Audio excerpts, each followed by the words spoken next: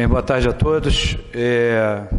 Vendo algumas pessoas novas, eu queria primeiro então me apresentar. Meu nome é André Volchan, sou coordenador de ensino e pesquisa aqui do Hospital Procardíaco. É uma honra estar recebendo vocês aqui em mais uma sessão do Serviço de Ortopedia e que cada vez ganha mais força, quer dizer, não só pela qualidade das atividades que o Marcos tem procurado desenvolver aqui nessas sessões de terça-feira ao meio-dia, o que claramente vem distribuindo esse conhecimento não somente entre os ortopedistas, mas também entre clínicos e cardiologistas que frequentam este hospital. A sessão de ortopedia ela se alinha perfeitamente com a proposta da United Health, que foca no procardíaco com a possibilidade de além do atendimento clínico cardiológico e da alta complexidade, e até por causa da experiência da alta complexidade, poder também ser um polo de trauma nos hospitais do grupo. Esse é um desafio muito grande, a gente entende que é necessário que haja toda uma preparação de pessoas, de estruturas, de processos, para que isso realmente possa se solidificar como um serviço de excelência, como nós já temos desenvolvido dentro das outras especialidades que já temos mais alguma experiência. Essa é uma sessão, então, que vem mantendo toda a sua regularidade, fazendo parte já do corpo de atividades científicas do hospital, pela sua regularidade, pela sua importância, e aproveitando a oportunidade também para já poder fazer a divulgação das nossas outras atividades. Essa semana, na sexta-feira, teremos uma sessão que a gente chama de Sexta Consciência, é uma brincadeira da consciência com a consciência,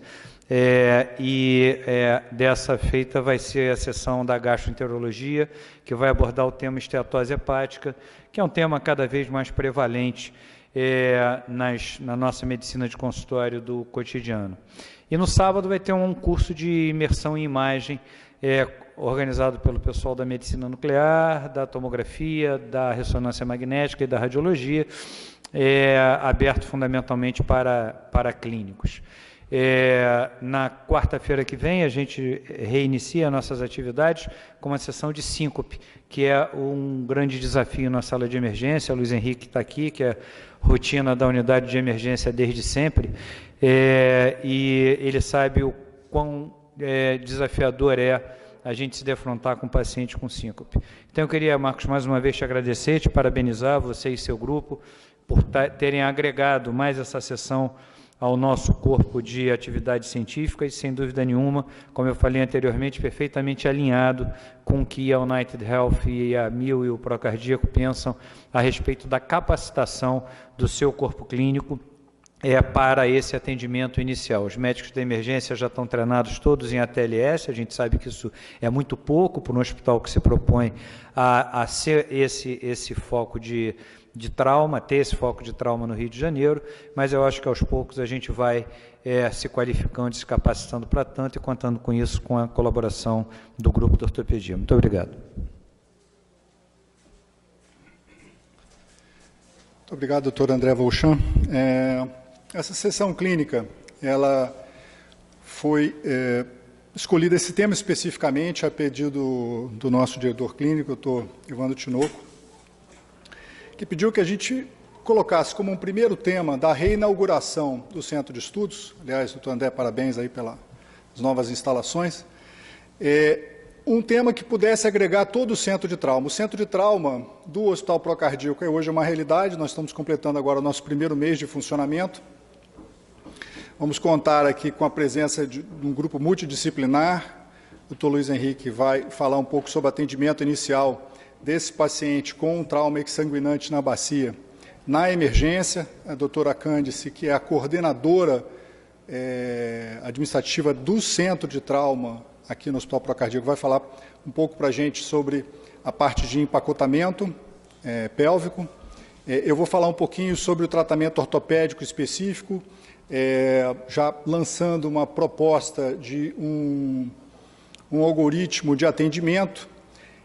E a gente aqui no Procardíaco, a gente tem um diferencial. O diferencial que a gente, pela expertise de tratamento dessas lesões arteriais no hospital e disponibilização de um tomógrafo dentro da sala de cirurgia, na nossa sala híbrida, e contando com a expertise do Dr. Daniel Canaã, nós temos possibilidade de fazer o que é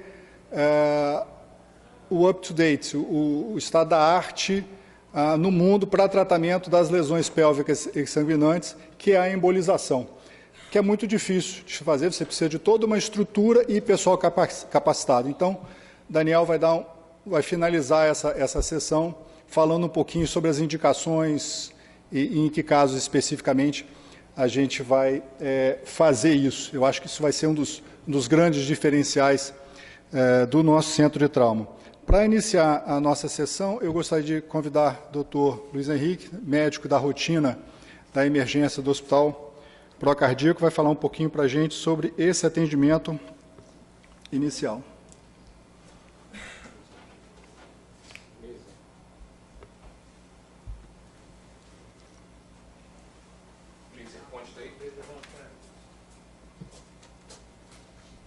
Espetado aqui.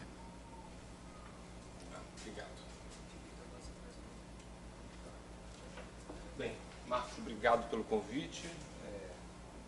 Como o André falou, a gente ainda está...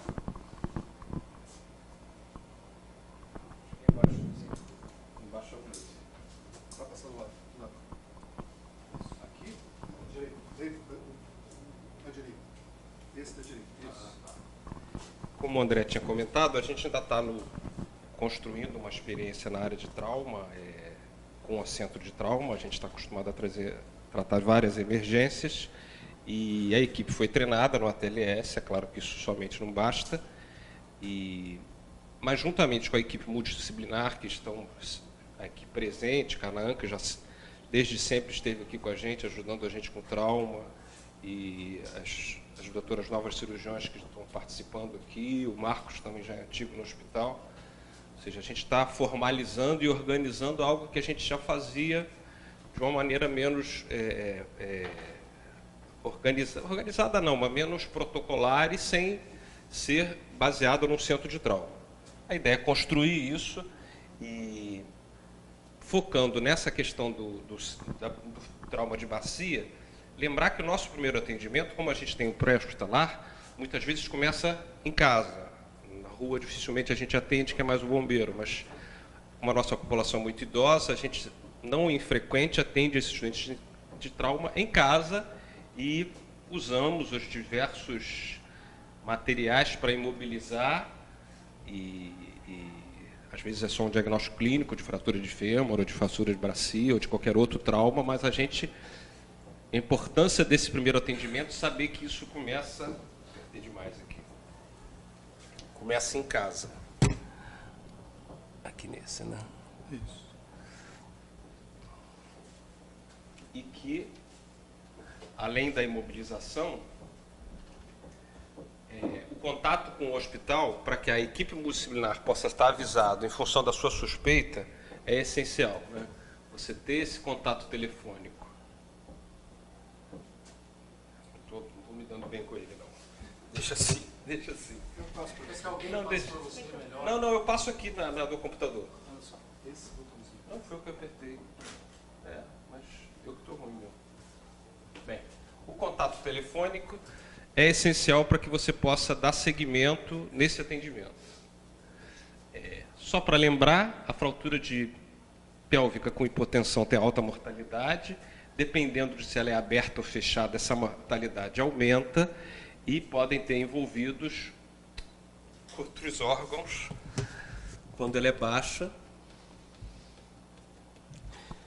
E bexiga, uretra, enfim, acho que a cirurgiã vai se abordar mais nisso.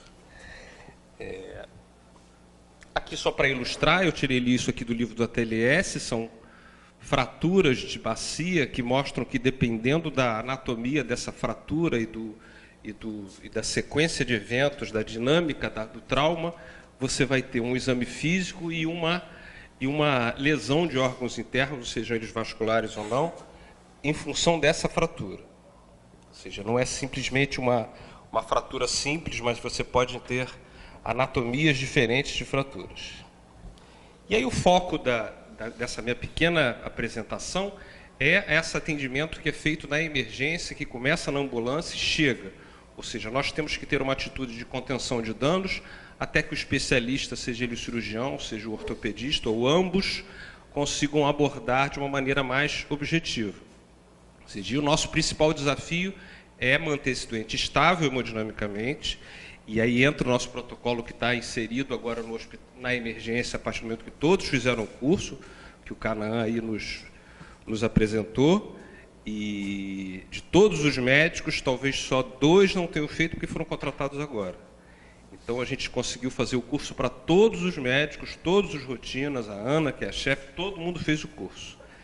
Então é interessante porque isso ficou em alinhavado com todo mundo, e nesse primeiro atendimento, o ABCDE, que é o foco do atendimento do ATLS, que é uma avaliação primária e secundária, e aí nesse momento a estabilização hemodinâmica que está aqui no C é que entra a estabilização da bacia, e você fazer cristalóide para esse doente, controlar sinais vitais, isso tudo em tempo real e o mais rápido possível, aguardando novamente a equipe que vai chegar. Esse doente chega, bota 1, 2 acessos, repõe líquido, repõe o cristalóide, é tipado o sangue, dependendo do tipo de alteração mecânica da bacia que você consiga identificar, vai haver uma embolização, e você tenta fazer exames laboratoriais e exames de imagem que te indiquem mais detalhadamente que tipo de fratura é essa, que tipo de instabilidade é essa. Seja usando a tomografia, seja usando o FAST, um raio-x, a gente aqui tem disponibilidade de tudo, né? E acionamento da equipe, ou seja, isso é feito de uma maneira imediata. Os telefones, já está tudo acordado para que a gente possa chamar a equipe e chegar o mais rápido possível. Um ponto que até o Marcos tinha me colocado é em relação ao protocolo de infusão maciça. Isso está sendo construído, Marcos, pela equipe do Banco de Sangue, junto com o Flávio Nacul. A Comissão de Hemoterapia está construindo esse protocolo, ele ainda não está liberado, por isso que eu não trouxe. Mas o Flávio me mostrou que ele está quase pronto. Então, vai haver um protocolo desenhado de transfusão maciça, que envolve concentrado de hemácias, plaquetas e abordagem desse doente que tiver politransfundido, que talvez já esteja no CTI ou no PO, com as suas complicações, com acidose, cálcio, enfim. Isso tudo está sendo já construído para ser inserido dentro da nossa abordagem do centro de trauma. Eu quis só reforçar que isso está em andamento. E aí vai ter que se combinar tudo isso que vai fazer. É interessante que dentro do ATLS, se ir focando esse doente só com a fratura, ou seja, nós da emergência não somos especialistas nisso, ou seja, deveria haver uma maneira que a gente pudesse atuar nesse doente sem que a gente piorasse a situação dele, mas que ao mesmo tempo a gente ganhasse tempo para o verdadeiro especialista nisso chegar. Ou seja, achei interessante essa frase que eu tirei de dentro do ATLS: o lençol, uma cinta pétrica, o dispositivo pode ser aplicado ao nível dos grandes trocânteres para estabilizar a fratura pélvica. Ou seja, é uma coisa simples, onde você roda o doente, bota o lençol, bota ele de volta e amarra. Eu trouxe aqui até uma foto, que também tirei do livro do ATLS, em que mostra, aqui o cara usou um pedaço, parece um cabo de vassoura, um plástico, onde ele amarra e estabiliza o paciente. Ou seja, isso é uma coisa simples de você fazer e que você com isso ganha o tempo, consegue conter a fratura, consegue conter a hemorragia, porque você fecha aquela fratura e você estabiliza o doente. Esse também é do livro do ATLS. Aqui um pequeno algoritmo onde você aborda o doente com a fratura pélvica e hipovolemia, pela hemorragia, né? Ou seja, ele vai avaliar, ou seja, a equipe está a caminho, e aí ele faz a pergunta: tem muito sangue? Nesse momento eu preciso da imagem, né? Verde, tem muito sangue, ele é cirúrgico. Não tem muito sangue, cai na arteriografia, que o Daniel depois vai conversar melhor com a gente. Mas é uma coisa simples, onde esse doente chega, é abordado com ABCDE, é estabilizada, é imobilizada a fratura, é colhido o exame, feito o cristalóide, feito o sangue se for necessário, e vem o cirurgião. Por último, eu quis reforçar que o nosso centro de trauma envolve todas essas equipes, ou seja, botei aqui a equipe de emergência porque não é só o médico. Eu preciso da equipe de enfermagem treinada, eu preciso da equipe de técnicos treinada, eu preciso do porteiro que está lá fora com algum treinamento, porque o doente às vezes chega, ele tem que avisar e ajudar a tirar do carro. Eu preciso da recepção treinada, eu preciso do laboratório, de todos. Como a gente já está acostumado aqui com a AVC, com a sepse, com a insuficiência cardíaca, que está tendo aí talvez a certificação. Ou seja, a equipe inteira precisa estar treinada, tanto do PO e das terapias intensivas, essa manipulação desse doente. Preciso do chão de trauma, preciso da radiologia intervencionista, preciso do ortopedista e preciso de infraestrutura e processos internos muito bem desenhados. Não adianta a gente treinar, mas se eu não conseguir ter material, se eu não tiver o processo o desenho do fluxo daquele doente, se tiver tudo organizado para que a gente possa receber esse doente da melhor maneira. É isso, gente. Obrigado.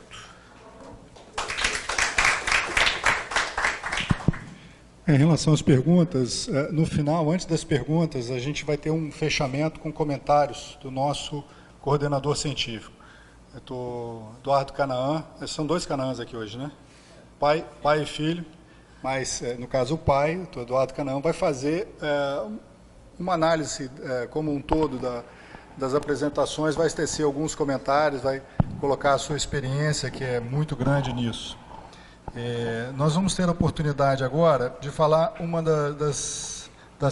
pouco sobre das terapias que mais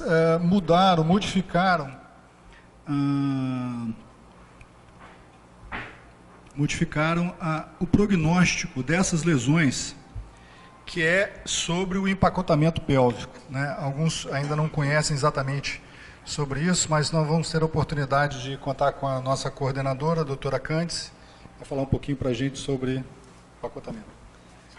Se você quiser, passa aqui e volta, esse adianta.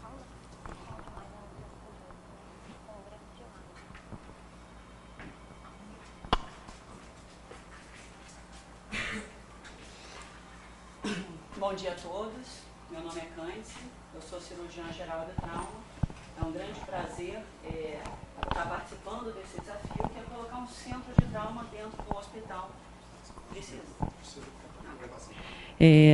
Estar participando desse projeto tão desafiador, que é colocar um centro de trauma dentro de um hospital eminentemente clínico.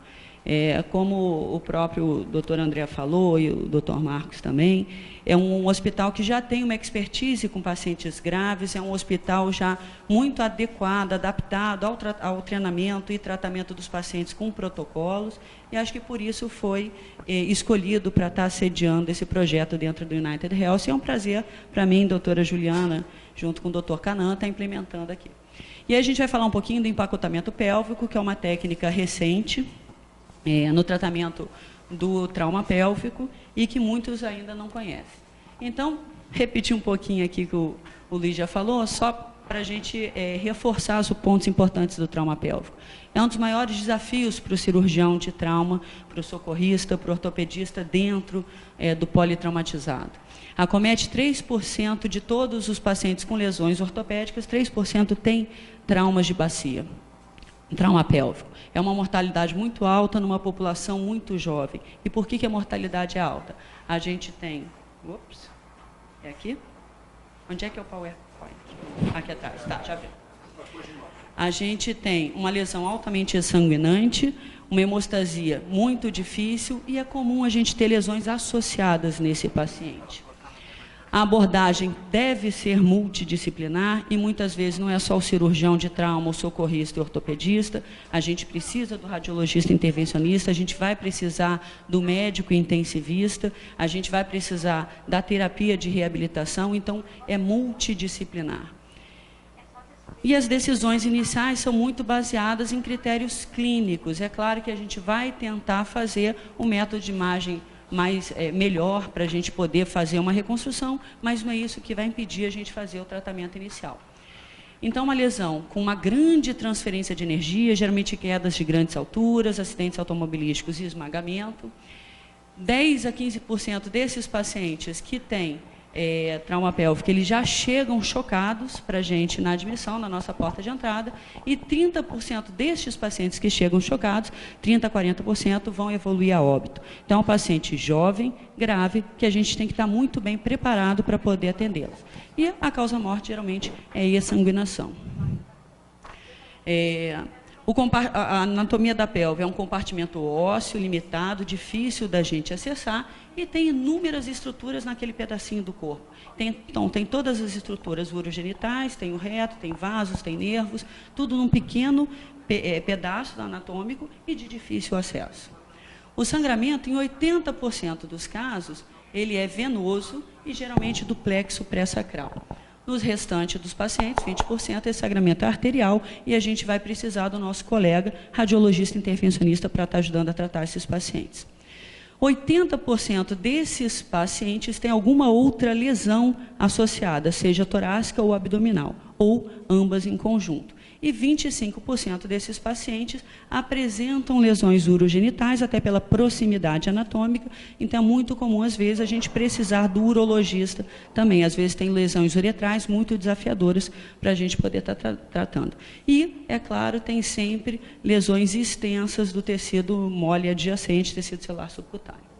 Nosso objetivo inicial, o que eu preciso fazer? Ele chegou, o que eu preciso é manter uma estabilidade hemodinâmica junto com a estabilidade do anel pélvico. A gente não pode dissociar esses dois tratamentos. Vou fazer empacotamento pélvico, mas não vou fazer a estabilidade. Vou fazer a estabilidade, eles andam juntos, eles andam casados. Que nem eu e meu marido, que é ortopedista, a gente não sai do trauma, a gente entrava muito e a gente já fez algumas lesões juntos, ali naquele ambiente romântico do centro cirúrgico.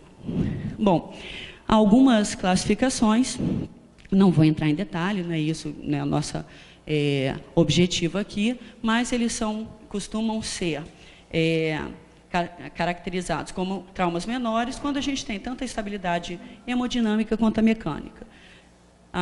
Traumas moderados, a gente só tem a instabilidade mecânica, mas o paciente continua estável na sua hemodinâmica, e a gente tem os traumas severos, que a gente tem a instabilidade hemodinâmica e a instabilidade pélvica. E é nesse cenário que o empacotamento pélvico se faz necessário. Então, o que a gente precisa? A gente precisa ter uma decisão clínica rápida, geralmente através do mecanismo de trauma, da anatomia, sabendo que tem uma instabilidade pélvica e avaliando os efeitos fisiológicos. Está hipotenso? Está taquicárdico? Tem uma pele úmida? Tem retardo do enchimento capilar? É um paciente que está hemodinamicamente instável? Então, o que eu quero? Qual é o meu objetivo? Eu tenho que controlar esse sangramento. Tem que estabilizar ele hemodinamicamente, que eu não vou conseguir se eu não controlar o sangramento.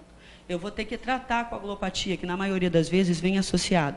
E aqui a gente tem mais uma vantagem, que é a experiência no uso do tromboelastograma.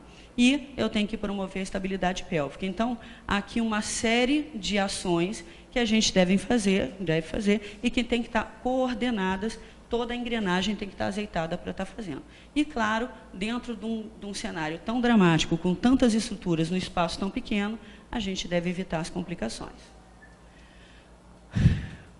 Então, o que a gente precisa para essa equipe que vai atender o trauma pélvico? Recomendar que a gente seja muito rápido, por isso que a gente tem que discutir o nosso fluxograma, a gente construir protocolo, a gente treinar, a gente rediscutir, se chegar um caso, a gente sentar para fazer um estudo de caso, porque a gente precisa garantir a ele um tempo muito curto, porque o tempo entre o trauma e o centro cirúrgico é inversamente proporcional à sobrevida desse paciente. E, na grande maioria das vezes, a gente usa apenas o raio-x de bacia, para a gente ter uma noção de qual a lesão que teve, se foi uma compressão antero-posterior, se foi uma compressão lateral, que tipo de fixação externa que eu vou poder fazer, e o IFEST. O IFEST, que eles aprenderam, todos os emergencistas aqui aprenderam na TLS, ele não é sensível para poder ver esse sangramento pélvico, mas ele é muito sensível para falar para o cirurgião, não precisa operar, não tem necessidade de uma laparotomia. Então, o IFEST, Aqui ele é, na verdade, para excluir lesão cirúrgica abdominal. Eu coloquei aqui a TC contrastada, que todos os livros falam que é no paciente estável. Então, paciente instável, a gente não faz. Às vezes, tem aquele paciente que chega instável e a gente consegue promover uma estabilidade temporária. A tomografia, por exemplo, aqui nessa instituição, é muito próxima à emergência, é no caminho do centro cirúrgico. Então, a gente pode pensar em fazer. A gente tem uma sala híbrida, então a gente pode lançar mão da sala híbrida. Então, formalmente, a gente só faz a TC nos pacientes que têm a estabilidade hemodinâmica, mas na instituição procardíaco a gente pode estar lançando mão também nos pacientes instáveis, em alguns momentos. Como o próprio Luiz Henrique falou, tem mecanismos anteriores ao cirúrgico para a gente estar promovendo esse fechamento do anel pélvico.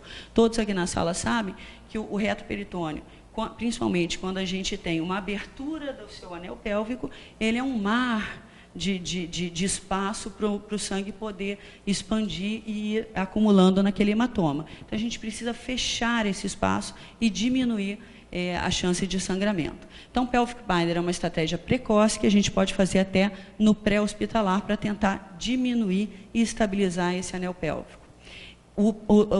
Os dispositivos costumam ser mais eficazes que os lençóis.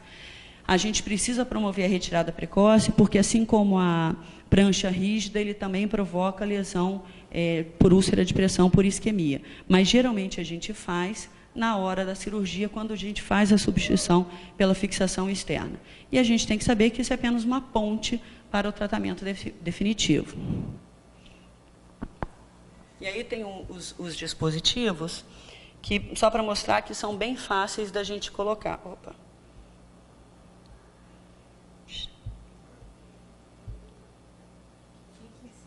Estou clicando, não foi? Não? Bom, mas eu testei, não estava. Bom, a gente tem o T-Pod, que é um dispositivo que um só socorrista pode colocar, que nem o lençol, a gente passa ou por baixo do joelho ou aqui no oco da lombar, e isso aqui se põe por velcro dos dois lados, e com uma mão só a gente puxa esse sistema de roldanas fechando o anel pélvico. Uma pessoa só consegue fazer a colocação do T-Pod. E a gente também tem o Samsling 2, que a gente precisa de 2 pessoas para colocar, porque uma pessoa tem que fazer a contrapressão para a outra estar puxando.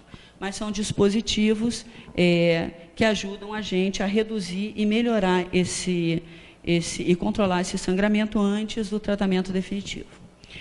Além desses dispositivos de fechamento pélvico, a gente também tem o RIBOA, que é a ressuscitação endovascular pela oclusão por balão da aorta. Como na minha época a gente fazia isso aberto, ou seja, ele chegava chocado, a gente não conseguia ressuscitá-lo com volume. Então, a gente fazia uma toractomia, a gente fazia o clampeamento da aorta descendente.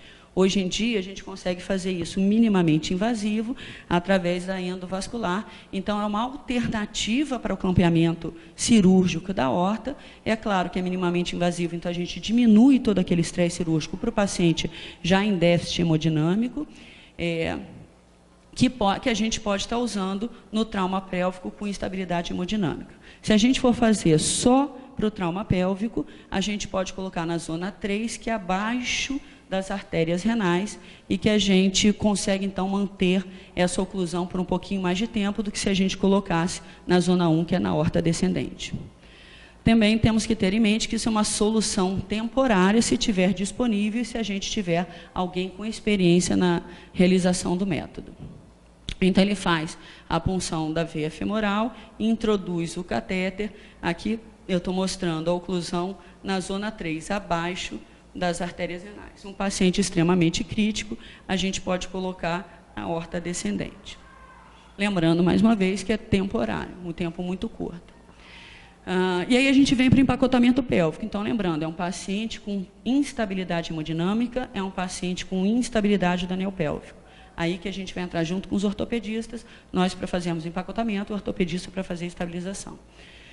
É um método cirúrgico eficaz para o controle precoce da hemorragia.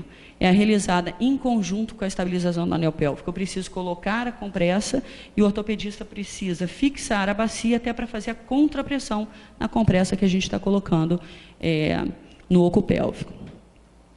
A arteriografia com angioembolização, não sei se vocês se lembram, lá no início, 20% desses pacientes têm lesão arterial como causa do seu trauma, do seu choque hipovolêmico, e nesses casos a gente vai precisar chamar arteriografia. Então, dos pacientes que a gente põe o PEC pélvico, o empacotamento pélvico, cerca de 13% deles vão continuar perdendo sangue, vão continuar com queda do hematócrito e hipotensão, e aí a gente vai precisar da ajuda do radiologista intervencionista. Lembrando que empacotamento pélvico também é uma solução temporária, a gente não costuma deixar passar de 48 horas. É uma incisão mediana suprapúbica de uns 6, 8 centímetros, é muito rápido, a gente abre as fáscias, a gente afasta a musculatura, a gente faz uma dissecção digital de todo o espaço pré-peritoneal, de todo o peritônio que tem aqui, e aí a gente põe 3 compressas de um lado, 3 compressas de outro, e fecha a parede.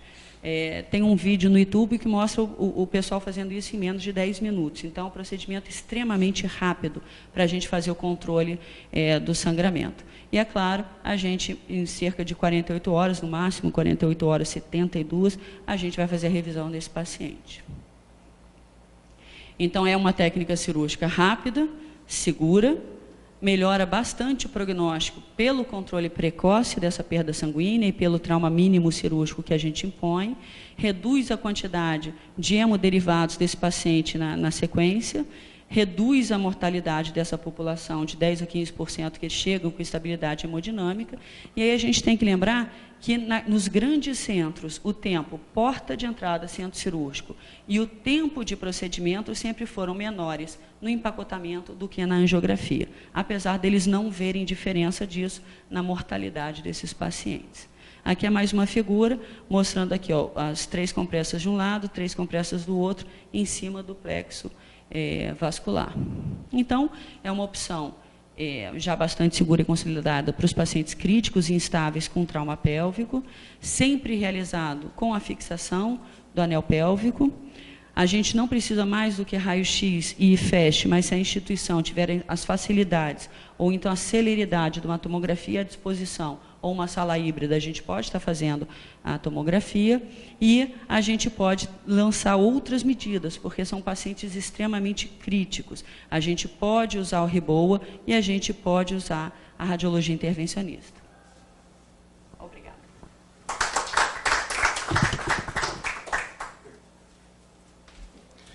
Obrigado, doutora Cândice. Algumas dos slides que a gente vai apresentar aqui, eles, de certa forma, são repetidos.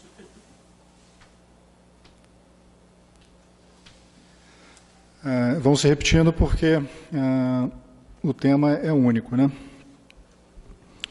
Porém, eu vou dar um pouco da visão ortopédica do atendimento desses pacientes especificamente.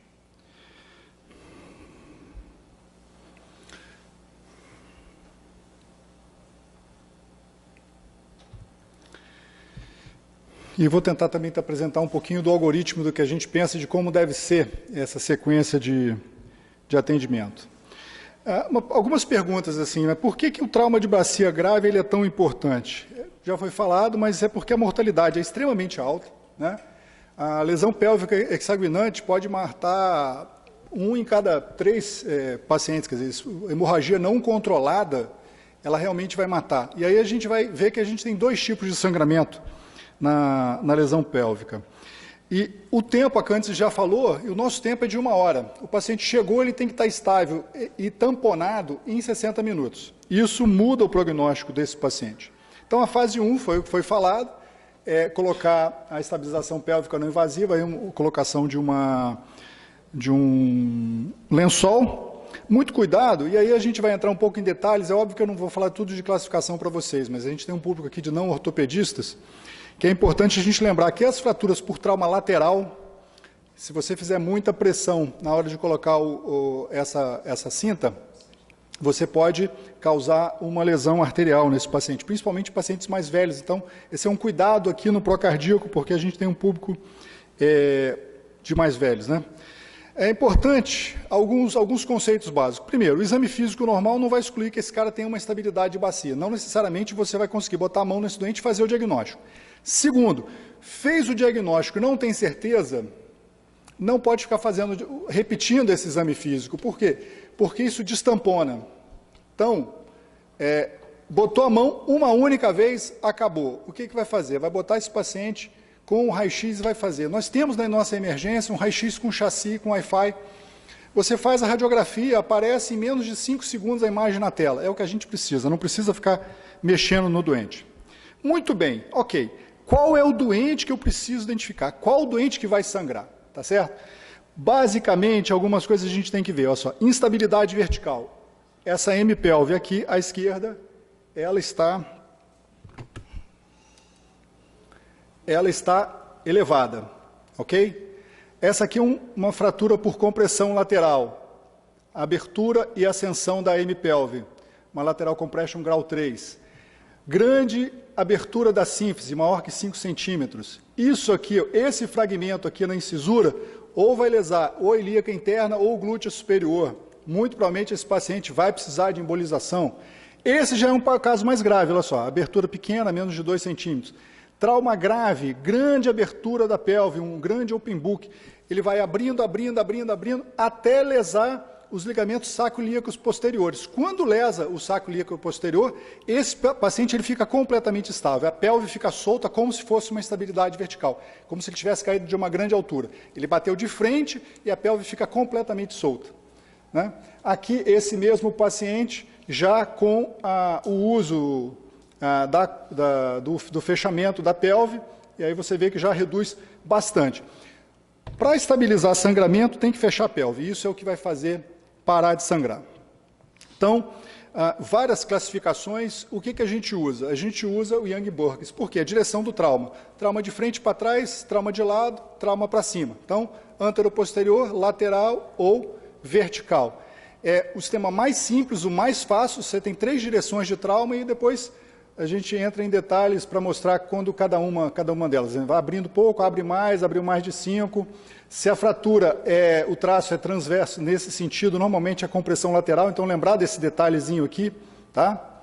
E muito grave as lesões com instabilidade vertical.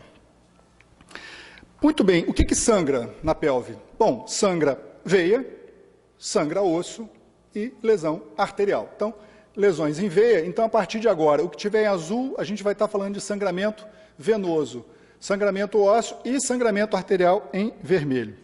Muito bem, na instabilidade vertical, quando você faz a lesão aqui da sacroiliaca, todo o plexo pré-sacral aqui lesa. Então você tem sangramento venoso nesse tipo de paciente. Então aqui, ó, instabilidade vertical aqui e aqui. Esse é um vertical shear, esse aqui é uma PC3. Tá? Na compressão lateral, já está em vermelho. Por quê?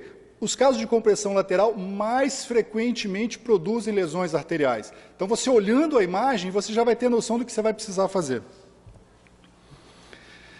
Como a gente identifica? Olha o doente. Às vezes, clinicamente, você já vê que a pelve está fora do lugar. Ou palpação da pelve uma única vez. Tá? Se tem pistonagem ou tem um open booking grave, esse paciente, muita atenção com ele. Botar ele em sala nos próximos 60 minutos. Como é que a gente identifica? Paciente com lesão pélvica na região posterior, com pressão arterial menor do que 9, instabilidade vertical sacroiliaca. Sempre olhando essa região aqui. Ó. Por quê? Porque tem lesão dos ligamentos sacroiliacos. Se tem uma manobra da pistonagem positiva, sempre é um doente grave. Botar em sala, de preferência, na primeira hora. O que sangra? 85% veia e osso, e aí normalmente o fixador externo vai tomar conta, e os outros 15% as artérias, tá? Mais no trauma lateral. E aí qual é a característica? É o choque refratário. Normalmente vai requerer tamponamento e embolização. Primeira fase é o fechamento da cavidade, né? Fase 2, o tamponamento pélvico, né? Lembrar nunca de esvaziar o hematoma, né? Isso a gente fazia, eu tive a oportunidade de fazer trauma pélvico na década de 90, A gente chegou a ver algumas medidas heróicas, abrir abdômen, campear hipogástrica, e esses pacientes, em geral, evoluíam muito mal. Como é que faz aqui? Essas são imagens do pessoal lá de Hannover, né? Eles fazem uma incisão pequenininha, colocam uma compressa lá atrás, exatamente na frente do sacro, não dá para entrar com a mão. O cara entra com a pinça, né, compressa dobradinha, com a pinça um pouquinho mais longa, põe lá atrás. Aí com a mão ajeita. Põe uma segunda com a pinça, ajeita. Uma de cada lado, mais uma. Às vezes não cabe mais do que 3 de cada lado, às vezes 2 com uma no centro. Ok? Esse é o aspecto final.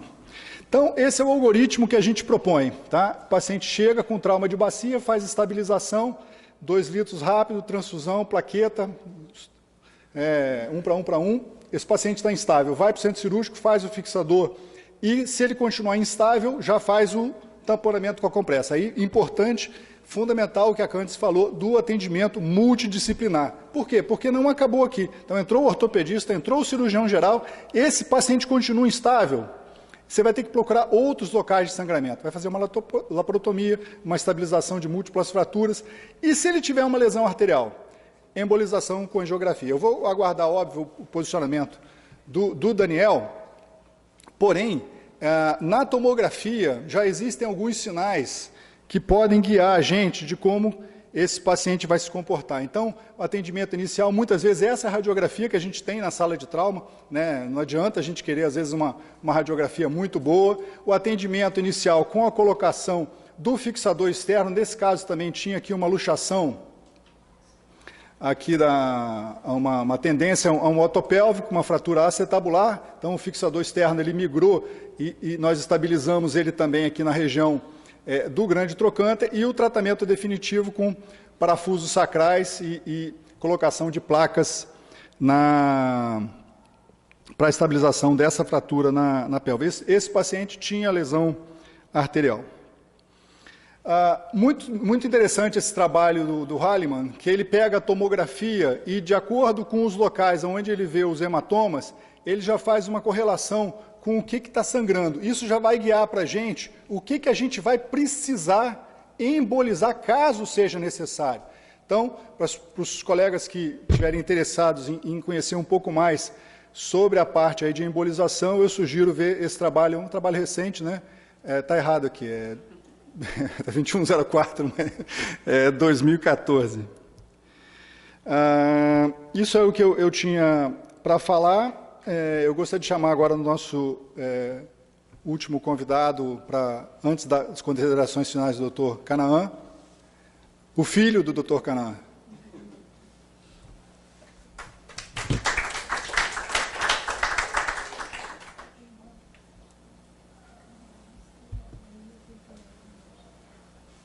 Deixa eu subir antes.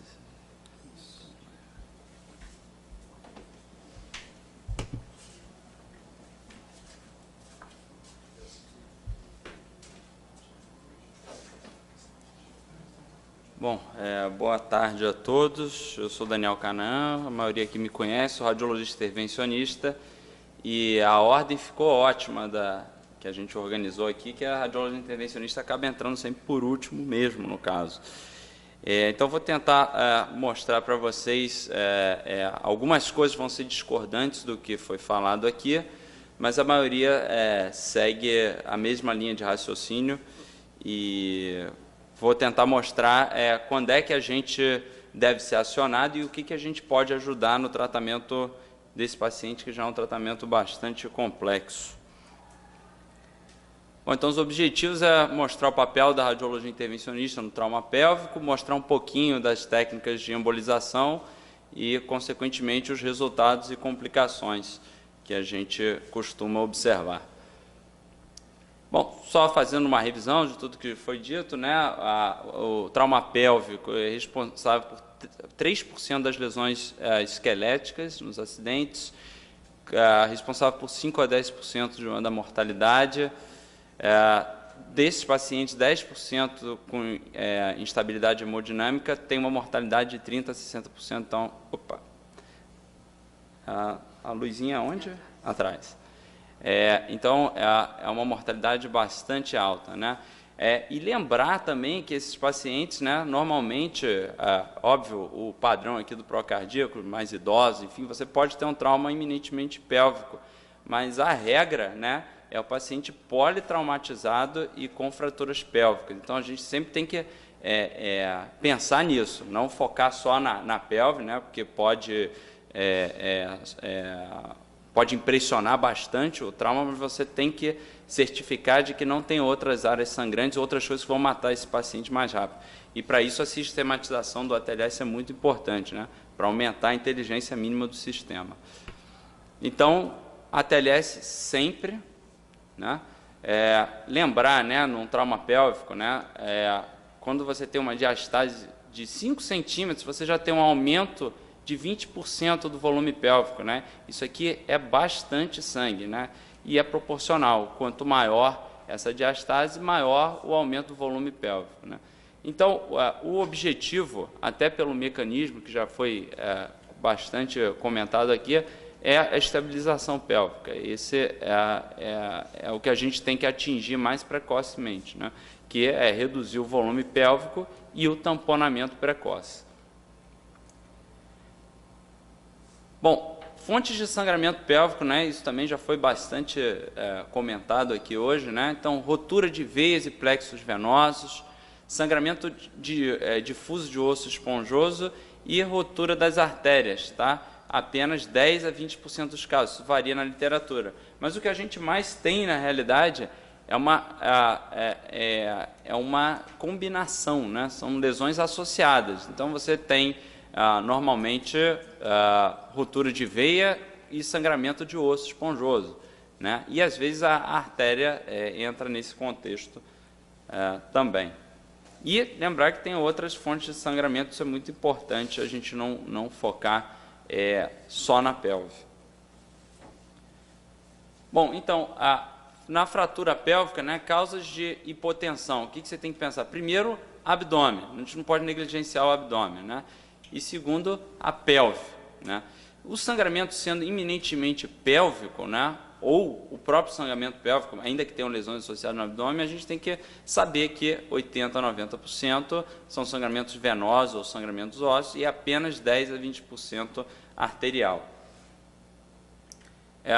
Falar um pouquinho do FAST, né, no paciente instável, né, é um exame que, a princípio, tem uma série de vantagens, né, não ser invasivo, facilmente disponível, rápida execução, não desloca o paciente, e tem as desvantagens já foram colocadas aqui, né, de baixa sensibilidade e baixa especificidade também. O FAST, né, muito embora ele pareça ser algo fácil de fazer, isso já é discutido, acho que desde a minha infância eu ouço meu pai falar sobre isso, mas isso não é uma coisa tão simples assim, porque por mais que as pessoas tenham treinamento, né, vamos colocar nesse hospital aqui, que é um hospital que quantos pacientes já foram atendidos aqui nesse contexto aqui? Muito poucos. Então, você não gera experiência. Então, não é uma coisa tão simples assim, que você vai pegar um emergencista e ele vai ver isso aqui uma vez por ano e ele vai ser capaz de fazer esse FAST. Não é verdade isso. Então, lembrar, né, que o FAST, né, não vai excluir de maneira nenhuma o sangramento intraperitoneal na presença de fratura pélvica. Não é fácil nesse contexto aqui, né? E que a gente acha, né, que eu vou defender aqui, que a gente, sempre que possível, né, a gente vai ter que fazer um esforço para ter uma tomografia desse paciente com contraste. Isso, antigamente, era algo complicado mesmo, complexo. Hoje em dia, a gente tem as T6 de 64 para cima, você escaneia o corpo inteiro em 10 segundos. Então, assim, é óbvio que o paciente tem que ter um mínimo de estabilidade para ele não chegar dentro de um centro de imagem que é desprovido de aparatos, né, para manter esse paciente vivo. Você não consegue abrir um paciente nessa sala. Mas, hoje em dia, ainda mais aqui, realmente isso foi bastante frisado, a sala de tomografia é rigorosamente em frente à emergência, né? Onde eu fiz minha formação, na USP, a sala de tomografia era dentro da emergência. A Juliana fez lá também, sabe disso. E era muito rápido isso era uma coisa quase de rotina, e era muito frequente pacientes com um mínimo de estabilidade fazerem esse exame. Então, a gente fala do FAST, a gente fala do FASTER, né, que é quando a tomografia entra na jogada. Hoje em dia, ela é rápida, ela tem alta acurácia, alta sensibilidade e especificidade. Você pode, aí lembrando, né, que um paciente politraumatizado não é só a pelve, né? Então, você pode fazer rapidamente, em 10 segundos, uma tomografia de corpo inteiro com contraste. É fácil, tá? É reprodutivo e revisável, né? Então, eu acho que até se pegar um próprio emergencista, ele, diante de uma ATC desse paciente, sem um radiologista, ele vai conseguir chegar mais longe do que um ultrassom ali na beira do leito. E para a gente, né, obviamente, localiza hoje em dia, as TCs localizam a fonte de sangramento, identifica as lesões associadas, né, e guia a nossa embolização. Então, isso aqui é uma verdade para qualquer tipo de sangramento hoje. Hemorragia digestiva, eu tenho sempre batido nessa tecla, eles chamam a gente para fazer a arteriografia antes da tomografia. E esquecem que a tomografia é mais sensível, é mais específica do que a arteriografia, e a gente guarda a arteriografia quando tem intenção de tratar. Bom, então, pacientes, pela literatura, né, estáveis com fratura de pelve, né, ele deve ser submetido a ATC, né, pélvica com contraste venoso, né, fase arterial e venosa, tá, mesmo com os resultados do FAST.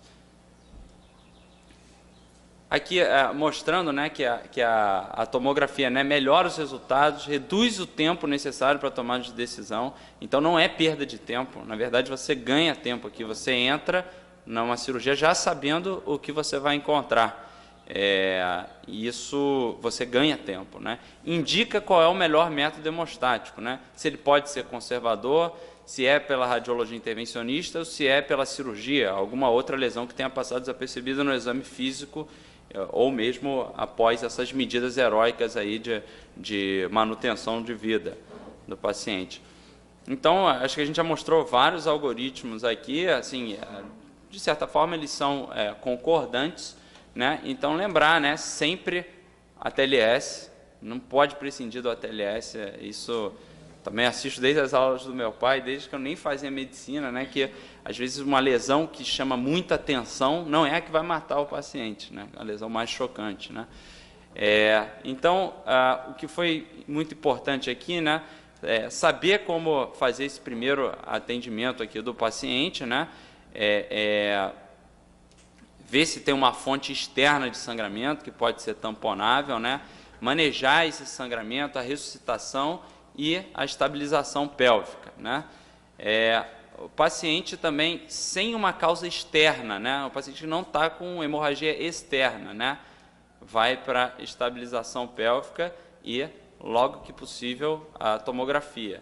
E o paciente hemodinamicamente estável, ele pode ir direto para a tomografia. Isso vai poupar bastante tempo. Então, a tomografia é muito importante no paciente politraumatizado, sempre. Bom, conforme eu falei, né, 80% a 90% dos pacientes, o sangramento é eminentemente venoso ou ósseo e a estabilização pélvica resolve. Só que 10% a 20% desses pacientes, o sangramento é arterial e aí sim a embolização se faz necessária, né? Então, basicamente aqui, eu acho que a Candice colocou de maneira bastante correta, né? Os pacientes que têm instabilidade hemodinâmica persistente, mesmo após as medidas de estabilização, empacotamento pélvico, mesmo que a gente não tenha um diagnóstico por imagem, a embolização deve ser considerada, porque na maioria desses casos que se apresentam dessa maneira, o sangramento que está perpetuando é arterial, tá? E, de maneira mais objetiva, conforme o Marcos até colocou, se você tem evidência de sangramento na fase arterial, a embolização está indicada, não necessariamente como o primeiro procedimento. Você tem que estabilizar essa pelve, tamponar esse sangramento, mas a arteriografia ela é pertinente nesses casos. Então, basicamente, essas são as duas situações que a gente tem que pensar na arteriografia. Essa aqui mais óbvia e essa aqui é menos óbvia, mas tão importante quanto. Então, lembrar aqui também o que o Brito falou, né? A gente tem que reconhecer essa anatomia, né? O mecanismo de fratura é importante, e isso aqui o ortopedista é que domina mais essa área, então essa troca de informações pode ajudar bastante a gente durante o procedimento, tá? Então aqui as artérias que mais são lesadas, né? No contexto de sangramento arterial pélvico, né? São ramos da ilíaca interna, né? E os ramos posteriores aqui, que você tem as glúteas, a sacral lateral, a iliolombar, você tem as lesões acetabulares também e as lesões de obturador e de pudenda interna, que eu vou mostrar mais adiante. Bom, então a técnica da embolização, né? Então esse aqui é o paciente, né? Feito raio-x no leito, né? Um diagnóstico de fratura pélvica. Esse é o paciente, chega para a gente, né? Então, não é uma situação normal e simples de uma arteriografia, né? Você tem, muitas vezes, esse paciente, ele está invadido, né? Ele está com sonda, ele está com acesso arterial e venoso, ele está com a estabilização pélvica, que não é uma situação que a gente está tão habituado, né? Então, você tem que saber como é que você vai conduzir esse caso. Além disso, é um caso que está com fratura pélvica, né? Então, você tem que pensar como é que você vai disfuncionar esse paciente depois, porque você não consegue comprimir ou fazer um curativo compressivo nesse paciente, né? Hoje em dia, a gente está migrando para o tratamento cada vez mais por via radial. Eu acho que isso pode facilitar nessas situações, mas preciso que os materiais estejam sempre disponíveis, né? Então, aqui a TC, que o Marcos também frisou bastante, que essa aqui é uma TC feita numa sala híbrida, né? É uma Dyna-CT, né? Ou Combined CT. A qualidade não é igual a uma TC de 64 canais, tá? Mas ela dá para a gente ter uma ideia da anatomia do que a gente vai encontrar em termos de lesão arterial. Bom, então a técnica, né? Até então, punção da artéria femoral comum, cateterização por técnica de Seldinger, e aí sim, arteriografia com pigtail, arteriografia pélvica, e aqui bastante fácil já identificado um sangramento aqui dos ramos anteriores da artéria ilíaca interna. Para quem não viu a setinha. E aqui demonstrando, né, a arteriografia mais seletiva, né? Então isso aqui é bastante fácil, né? É um extravasamento ativo de contraste, ninguém tem dúvida que isso é uma lesão arterial. Mas a gente tem que lembrar dos sinais indiretos de lesão, né? Um pseudoneurisma é igual a uma lesão ativa, é igual a uma lesão, a um extravasamento de contraste. Amputação de vaso são coisas que a gente não atenta, às vezes o próprio radiologista, que não é um anjo radiologista, não está acostumado a fazer esse diagnóstico. E fístula arteriovenosa, né? Que é um sinal de sangramento, sim. Os agentes embólicos que a gente usa. Então, aqui basicamente vai depender da estratégia de tratamento que a gente vai querer. Se a gente identificou um sangramento como aquele, a gente pode lançar a mão das molas fibradas, né, de preferência, e a gente consegue bastante seletivamente fechar o sangramento sem nenhuma repercussão em termos de isquemia das estruturas pélvicas adjacentes. E o Gelfuan para situações em que a gente vai fazer uma embolização menos seletiva e mais agressiva, né? Lembrar, né, que isso é tudo muito bonito aqui na prática. Eu vi também a Cândice mostrando aqueles devices de estabilização pélvica, mas certamente não tem no almoxarifado aqui do hospital. E a gente passa o mesmo problema aqui. A gente precisa de uma resposta rápida para a equipe clínica que está precisando do paciente, mas a gente não tem essas molas aqui no hospital. Isso aí a gente tem que ligar, enfim, isso às vezes tem a questão que o Luiz comentou, né, dos processos, né? Nem sempre esses processos dentro desse hospital e de outros hospitais são simples, não são. Tem que esperar o plano autorizar, às vezes, por incrível que pareça. tem que cotar 3 marcas de material, e numa situação de emergência, isso não tem cabimento nenhum. Esse material tem que chegar no hospital no tempo que a gente tem para salvar esse paciente. Pode usar também as micropartículas, né, e cola. A gente usa o que tiver disponível, essa aqui é a verdade. Bom, então aqui mostrando só como é que é o tratamento, você identifica o sangramento, vai o mais seletivo que você consegue, né, e emboliza até que esse sangramento esteja contido, né? Então aqui o pré e aqui o pós, né? Parece o Photoshop, né? Aqui um outro sangramento também de ramos anteriores, tá? E aqui pós-embolização, o resultado. Você tem que ser sempre o mais econômico possível, quando se puder.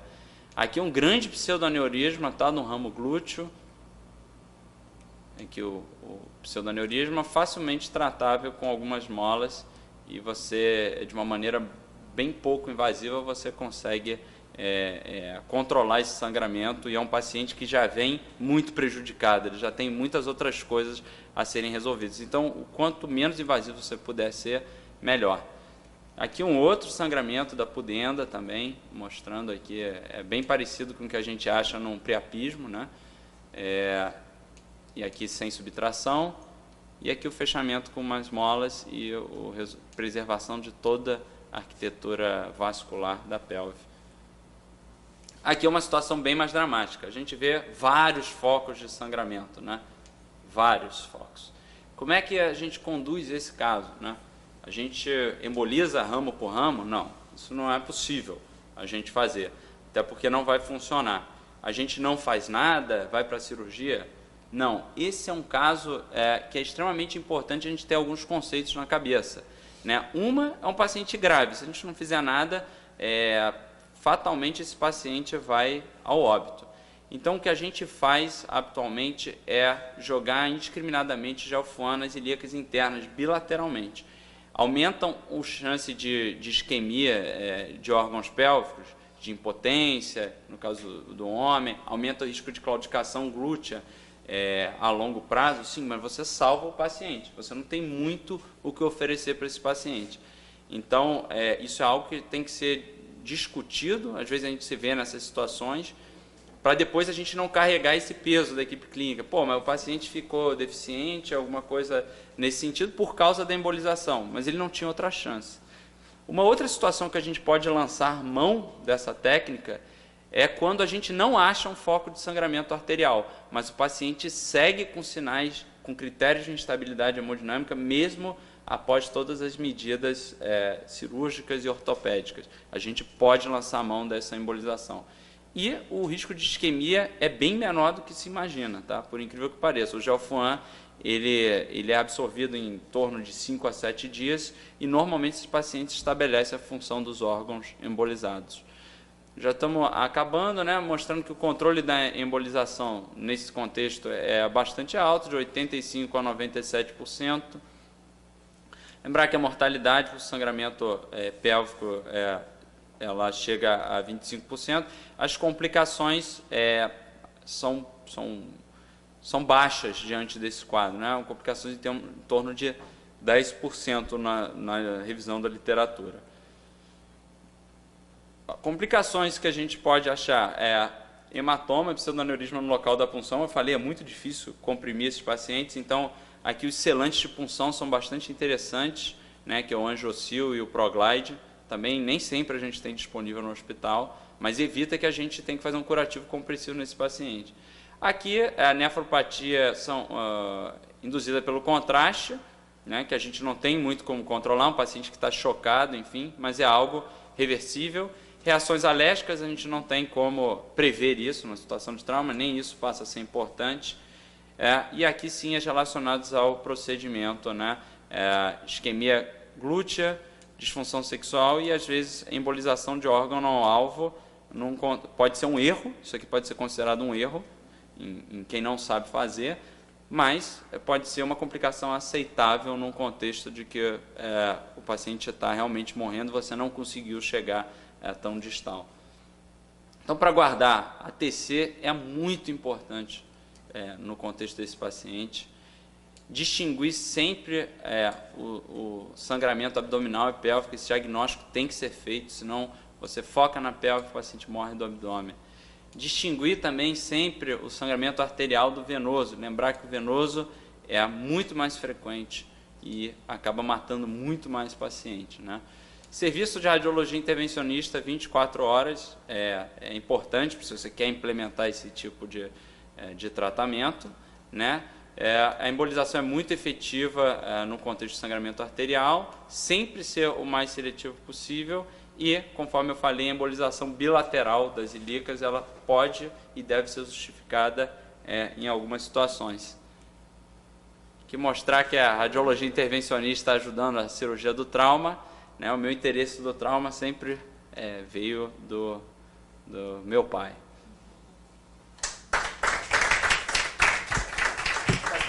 Isso aqui é um bico, tá? Usava-se há 50 anos atrás. Esse é antigo.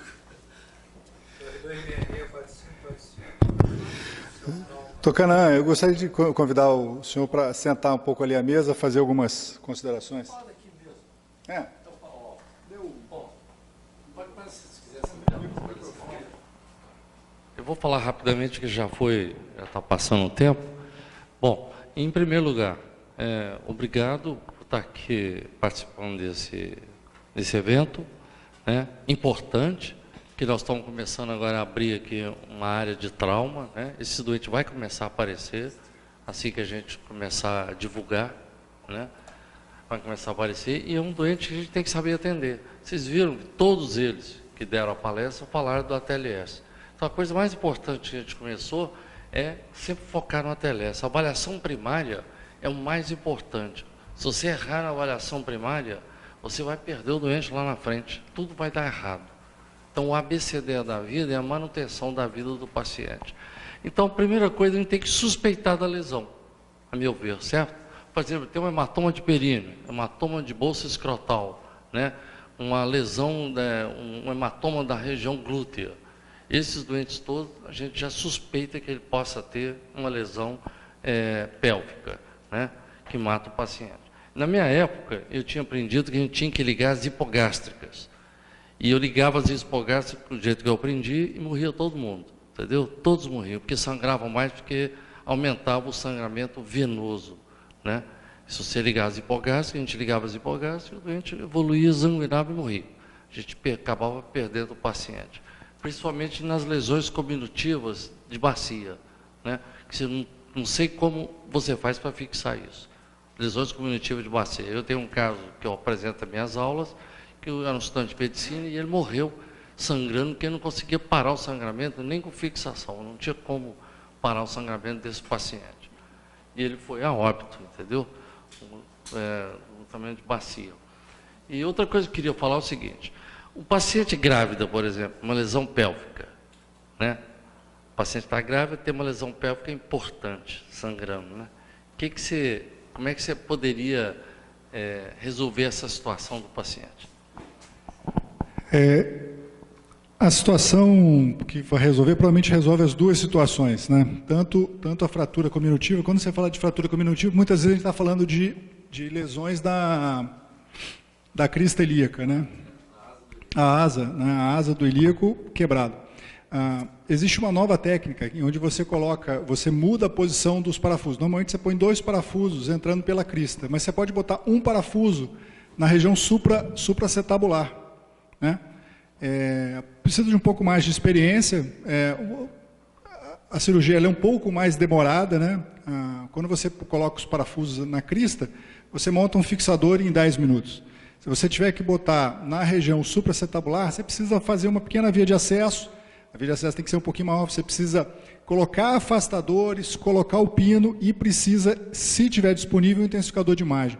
Se não tiver, dá para fazer sem, mas com o intensificador de imagem você coloca o pino na posição correta. Você inclina esse pino para frente. Então, o abdômen da grávida fica longe do fixador. Então, aquela paciente Paula, que a gente operou aqui, precisava depois voltar para a Espanha. Isso, então, tinha uma fratura de bacia, ela ia precisar sentar no avião, né? Então, o que a gente fez? Como ela não podia fazer uma síntese interna, porque tinha uma fratura exposta por perfuração de órgãos internos, a gente abriu, no primeiro momento, a gente fez um tratamento da fratura exposta e colocamos um fixador externo para frente, né? Na região supraacetabular.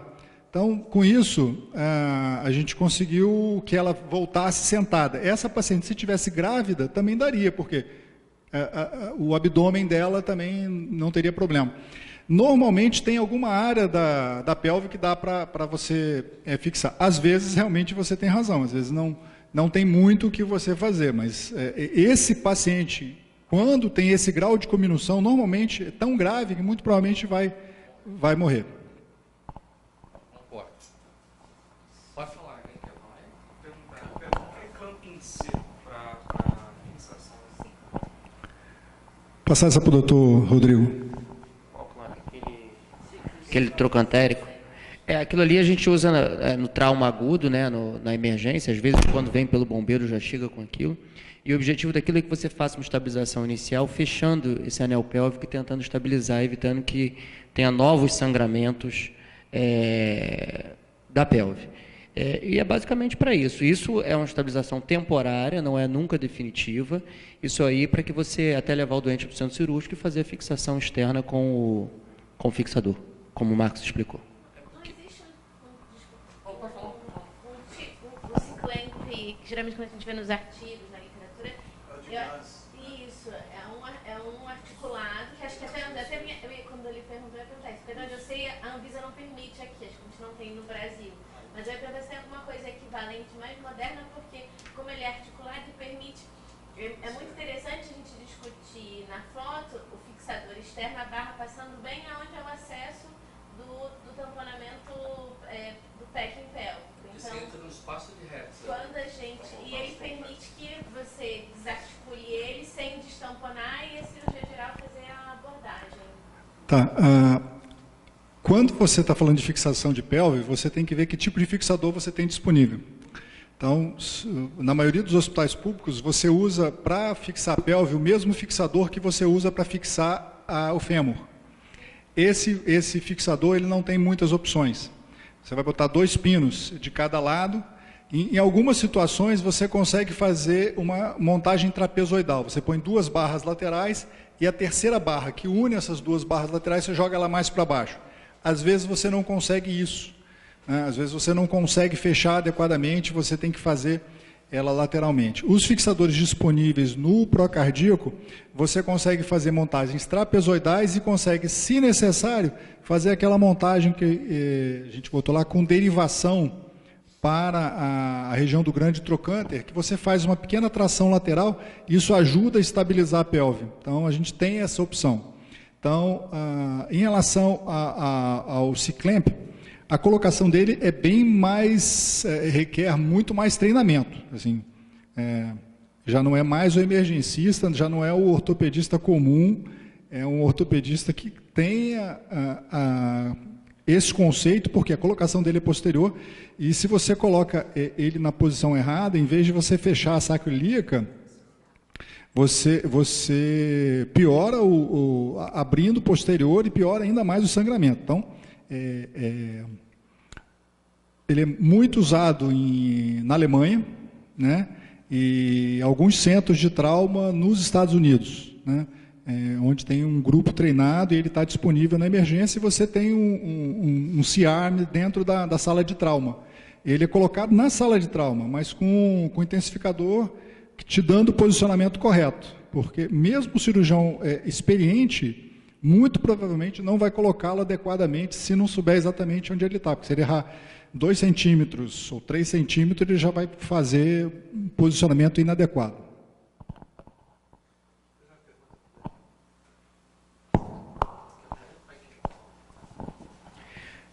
Daniel, só assim, pergunta de clínico, né? Então, assim, eu entendi que o paciente ele se divide entre paciente estável e paciente instável.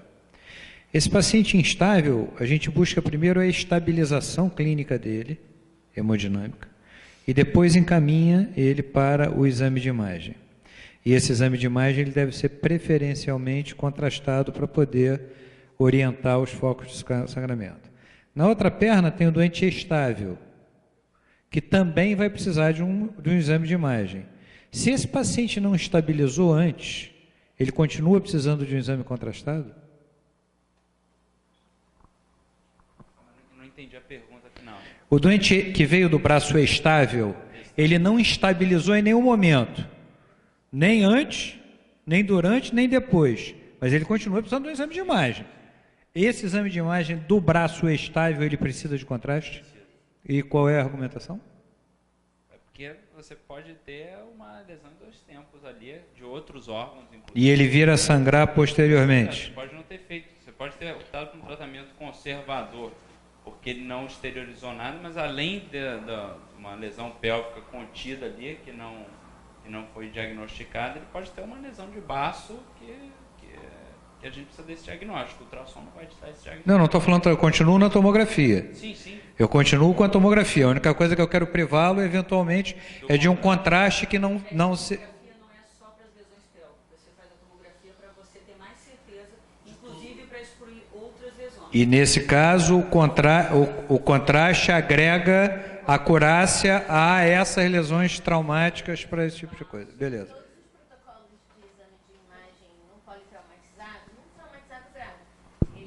Contempla o contraste venoso. Contraste. Tá. Ele aumenta a sensibilidade, especificidade para você diagnosticar lesões desapercebidas ou poder classificar qualquer lesão traumática. Então, é uma coisa que a gente vê na prática clínica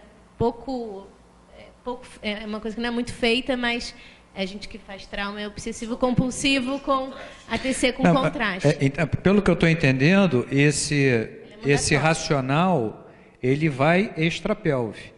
Qualquer outro trauma, ele mereceria um exame com contraste, seja abdominal, torácico, coisa que o valha. Tem indicação de um exame. Tá. Exatamente. Não, entendi. Assim, porque na minha cabeça, essa coisa do contraste, no paciente que está estável, para mim, foi o aprendizado. O paciente que tem um trauma de bacia e ele está estável, ele permite a investigação e dentro dessa investigação todos os exames necessários, inclusive a tomografia com contraste. Se ele está instável, o que acho que todos ponderaram muito bem, o limiar para essa estabilidade, né, cada vez mais tem sido aceitável níveis mais baixos hemodinâmicos. Então, uma coisa é o doente que chega e ele está chocando e instabilizando na sua frente. É o doente que você não reanima e você não consegue recuperar. Esse doente, provavelmente, ele não vai conseguir ir para a tomografia, ele vai parar na TC. Agora, o doente que ele pode se manter, respondeu, ou ele se mantém chocado, mantém uma sistólica de 90, esse doente vai para TC. Tá. Em qualquer centro de trauma do mundo, salvo exceções, se é uma amputação traumática, alguma coisa que priorize. Mas, e aí, desculpa interromper, o que eu fiquei até curiosa quando você botou o algoritmo, porque eu achei que ia ter um bracinho para arteriografar, para fazer a rádio intervencionista antes. E acabou que o Daniel continuou por último, deu a entender isso. E eu acho que é uma coisa que a gente podia discutir aqui. Acho que aqui no PRO, como instituição, eu imagino que o que vai acabar acontecendo é quem chegar primeiro e o que tiver de material primeiro. Então... acho que que momento, eu não entendi em relação ao que você perguntou do...